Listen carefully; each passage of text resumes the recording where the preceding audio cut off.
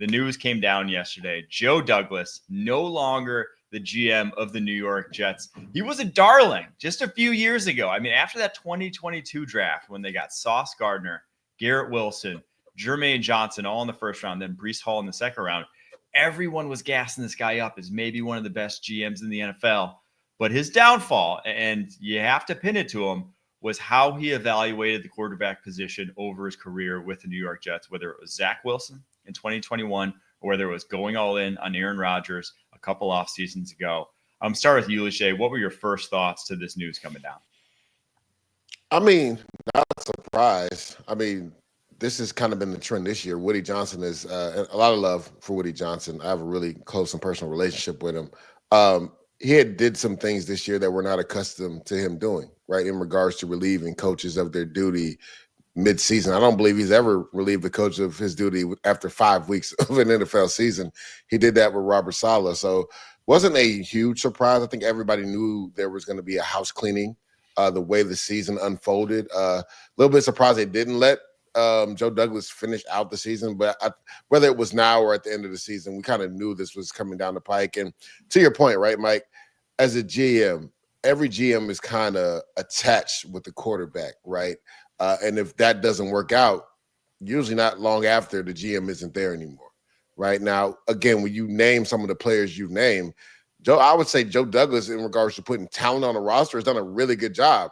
But the most pivotal piece of that roster is the quarterback position, right? And if you do not get that right, unfortunately, you're not going to be in your position long as a general manager. So when you talk about guys like Sauce Gardner, you talk about guys like Breece Hall, Jermaine Johnson, Garrett Wilson, these are all foundational frontline pieces for the Jets. So those were home run picks because all those were 4 consecutive picks in 1 year. And a lot of people thought that was going to be a changing of the guard for the New York Jets, right, in regards to turning over that franchise. And it looked promising, right? But if you don't have a quarterback in the NFL, you're not going to win football games, right? And whether I find this interesting because I've seen this conversation a few times, right? People could say what they want about Zach Wilson. But when you look at that whole draft class as a whole, I mean, nobody in the first round has essentially been a home run pick yet at quarterback, right? Trevor Lawrence got the bag, but we're still waiting for him to really realize his talent and take the Jacksonville Jaguars to the next level, right? Mac Jones is on another team. Justin Fields is on another team. Trey Lance is on another team. So it's like whether he went Zach Wilson, Mac Jones, Justin Fields, could they have still been in this predicament? Most likely, right? Because that was a draft class that everybody thought was going to be great, and it wasn't. That's why quarterback evaluation is so important coming out of college and in the NFL. And something that we're going to hit on later, roster construction is a real thing in the NFL, and it literally can lose you your job. So when you add the fact that, they struck out at the quarterback position, whether it's Zach Wilson or Aaron Rodgers, then you add on the fact that he just had bad luck when it came to offensive line, right? When you talk about taking Mekhi Becton high in the draft and him essentially missing almost 3 years of playing time, Elijah Vera Tucker, who's missed multiple games, right, and who's been really good when healthy, but that's the thing, he hasn't been healthy. Then you look at how they've tried to put Band-Aids over things when you talk about getting a guy like Dwayne Brown, who was towards the end of his career, and he didn't play many games for you, right? The injury bug with George Fant as well, right? That being an issue. Then Tyron Smith this year, when you don't have the quarterback position and then your offensive line is in flux, a lot of times you're not going to have success in the NFL. And I think that's what ultimately bit Joe Douglas. Now, again, still did draft some foundational pieces along the way. But if you don't have the O-line and the quarterback right, you're not going to last long. God, Lige, that just hits home for me because I saw it firsthand in Chicago. I heard some phrases there. You talked about the quarterbacks being married to the general managers or the managers and their decisions at quarterback, whether it be through the draft or adding through free agency. You said foundational pieces. And you said at the very end, you talked about O-line. And it was really well done by you. And I want to point out, I've seen this before. I saw it in Chicago. We had all the foundational pieces. We had the skilled players. We had the defense that was feared. But what we didn't have was the right decision at quarterback throughout the course of history. And it led to a guy like Ryan Pace, who did help build that defensive championship style roster, fail to do the proper thing at quarterback. And what you see is Ryan Pace go out the door, Justin Fields, Mitch Trubisky out the door, and they've had to reset again. It's kind of that same situation there with the Jets. Obviously, they're not going to have the same coach that's the head coach currently. You got an interim. You're not going to have the same quarterback most likely. So it's going to be wholesale changes. And to your point, question mark as to why they did this midseason. Well, you got to get a head start on this stuff because before you get a head coach, you got to get a general manager. So they're going to have their feelers out immediately, I'm sure. I do think Douglas has been probably one of the 32 best GMs since he became GM in 2019. The talent he's added, just to put names to it, Quinnen Williams in 2019. Yep. Mekhi Becton obviously was great as a rookie, but injuries robbed him of what could have been a great career. Comeback player of the year this year, maybe. Very well could be. Elijah Vera Tucker, 2021. We mentioned Sauce Gardner, Garrett Wilson, Jermaine Johnson, Will McDonald last year, Olu Fashanu. Yep. Like, he put a core in place. But I do think when you just go deeper down his draft track record, you just name out his day 2 picks, there have been a lot of duds, and he just failed to get those guys that can play a role on a roster. I'm just going to run through all his day 2 picks now. Ja'Kai Polite, Chuma Edoga, 2019, neither on the roster. Denzel Mims, Ashton Davis, Jabari Zuniga, 2020, not a lot there as well. Elijah Moore, 2021, had to trade him quickly after. Breece Hall, Jeremy Rucker, 2022. Breece Hall, great, but that was pick 36 overall. And obviously in that draft, he just hasn't been the playmaker this year that they had hoped he would be.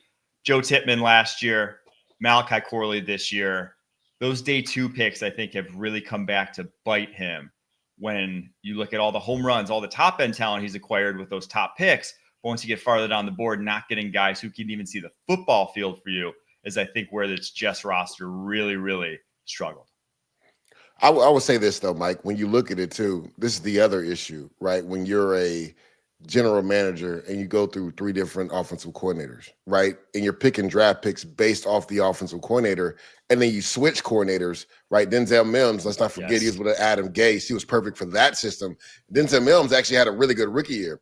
But then when Mike LaFleur came in, he couldn't find his footing in that offensive scheme, right? And then same thing with Elijah Moore. Now, again, he was built for LaFleur's system, but they didn't see eye to eye a lot of times on what they were doing with his skill set, right? So he ends up getting traded away. Ashton Davis has actually been a pretty good draft pick for them in regards to being that third safety, a really good special teams guy.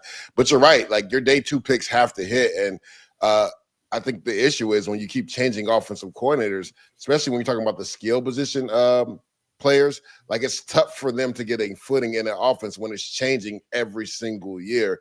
And that was the big issue too with Zach Wilson, right? It's hard for a quarterback to have success when you're changing his offensive coordinator every other year. So that was a big issue as well. So like as a general manager, like, you're supposed to tie everything together, but it's also tough when coordinators are changing year in and year out, right? When you go through 3 different coordinators as a GM, like now you're trying to find pieces to fit a specific scheme. That's why I say coaching is so important, man, because I get tired of coaches saying a player doesn't fit in their scheme, right? Like, I think Mike Tomlin said it the best. Guys run away from coaching. Yeah, you got to run to coaching. Like, what? This is the thing I loved about Rex Ryan. This is a personal story. Like, Rex Ryan would not want to hear what you couldn't do.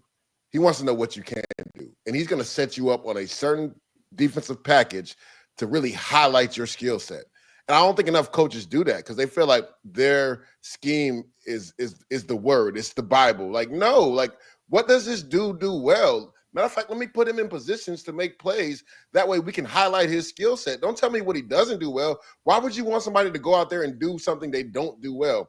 Now, I get it. You got to keep defenses and offenses honest, right? So you have some caveats there, here and there, but you want to highlight what a guy does well. Like, why would you want somebody to do something that they don't do well? I never understood that, and it's baffling to me. And I think there's a real disconnect when it comes to guys willing to coach and then also using a guy's specific skill set to help their offense. Yeah, I mean, Andy Reid, dude. Andy Reid's one of the best in the world at it. When you watch pieces fit into his offense and what he wants to do, it's a great point. And Mike Tomlin, obviously the top of the class of guys who run to coaching. And I've seen it firsthand. You've seen it firsthand with guys that are a certain way, and everybody in the D-line room or the O-line room is like, man, this guy can really do that well. And we never get to see that trick come out of the bag because, to your point, some coaches don't want to pair scheme. The scheme is gospel, and that's unfortunate. Yeah. And I do think, specifically on the defensive side of the ball, there's no magic scheme, right? Like there's no one scheme that's better than anything else. It's getting one players that fit into a scheme, but then also having the coaching or putting players in a position to succeed where they know what they're doing, where they can execute their role and do it quickly. That's the magic scheme, is getting everybody on the same page and able to do their job in a precise and quick and efficient manner.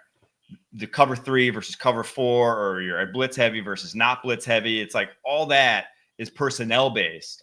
If you can't be flexible in your scheme and you have to run this XYZ coverage or this front, it's like, man, those days have passed. That was 2005 in the NFL. We are so far beyond that if that's what you have to do, everyone has answers for a certain scheme if that's all you can do nowadays. So 100% agree with that point.